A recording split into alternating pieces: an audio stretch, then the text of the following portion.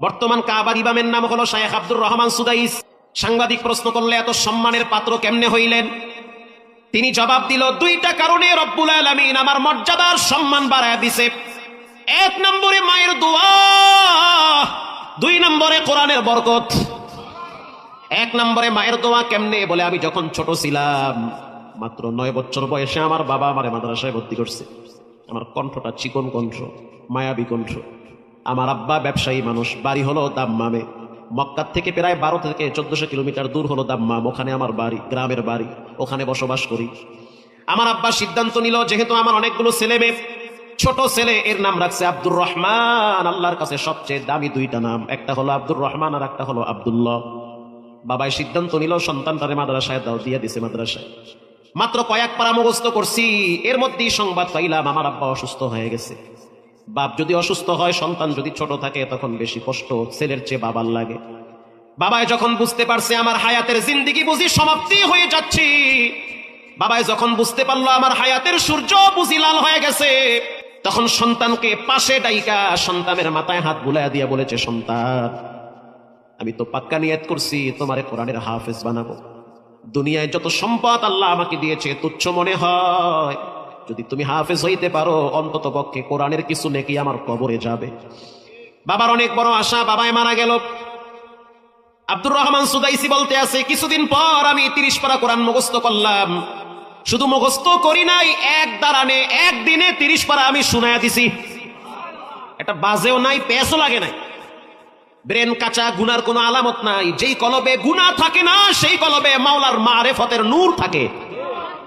গুনামুক্ত কলব, বাচ্চা মানুষ পাপ করে না। মোবাইলের গুনাহ নাই, টিকটকের গুনাহ নাই, পাবজি ফ্রি ফায়ারের কোনো পাপ নাই।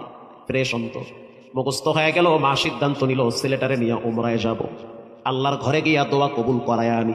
আমার মায়ের একটা অভ্যাস, আমি ছোটবেলায় যখন খুব দুষ্টামি করতাম, সাধারণত যারা ব্রেনিয়ান এরা বেশি দুষ্ট হয়। কি? হ্যাঁ, ঠিক কথা।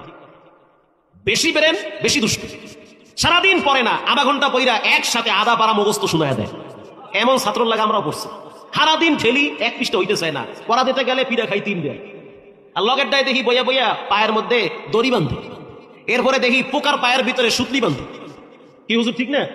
এই কাম ঘটে। হুজুরে ডাক দেয়, পড়া নিয়ে আজ তোরে বাটাম ফাটা দিব। ছাত্র চিন্তা করে, যা আছে কপালে যে বিসমিল্লাহ কয়ে এসটা পুরা আধা পারা শোনায়, একটা পেঁয়াজও লাগে না, হুজুর কিছুই কইতে পারে না। আল্লাহু আকবার বলেন।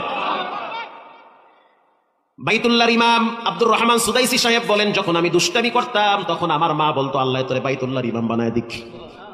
এ হলো বরদোয়া। এটা কি বরদোয়া না দোয়া? এলাকার মা বোনেরা বাচ্চা যখন দুষ্টামি করে, বরদোয়ার বদলে দোয়া করবেন। আমার মা জিদ কইরা বলতো, এত মানুষ মক্কায় যায়, তোরে আল্লাহ মক্কার ইমাম বানায় দিক। জিদের ঠেলায় কইতো, রাগ কইরা কইতো, যদি কইতো এত মানুষ হাত পা হুল হয়, তুই অমাকা না জানি বে হয়ে যাইতো। আমি এজন্য আমার মা এই দোয়াটা করতো।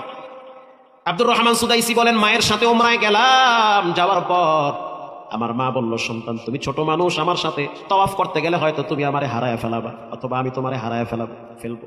তার চেয়ে একটা কাজ করো, হাতিমে কাবার পাশে তোমারে দাঁড় করায় রাখি। আমার মা আমারে দাঁড় করায় রাখছে। যখন আমাকে দাঁড় করায় রাখলো, আমি তাকাইয়া দেখলাম আমার মা বাইতুল্লাহর চতুর্দিকে লাব্বাইকের আওয়াজ দেয়। আমি তো বাচ্চা মানুষ, আমার ভিতরে বাচ্চা সুলভ আচরণ রয়েছে। আমি তাকাইয়া দেখলাম সাফা আমার বয়সী অনেক বাচ্চারা খেলাধুলা করে। মায়ের কথা ভুইলা গেছি, আমি দৌড় মাইরা সাফা আমার বাচ্চাদের সাথে খেলাধুলা শুরু করলাম। এদিকে মায়ের তাওয়াফ শেষ হয়ে গেল, হাতিমে কাবার পাশে এসে দেখলো আমি নাই। মা তখন কষ্ট পাইলো, বুঝি হারায় গেছি আমি। আমার মা চিন্তা করলো, যদি আমি সন্তানরে খুঁজতে যাই, তাহলে সন্তান আমারও খুঁজবে, দুইজনকে পাবো না। তার চেয়ে আমি এখানে দাঁড়ায় থাকি, সন্তান ঘুরে ফিরে এখানে আবার চলে আসবে। বুঝতেছেন? আমি হাতিমে কাবার পাশে দাঁড়ায় রয়েছে আমার মা। আমি আসলাম ঘুরতে ঘুরতে, আইসা দেখ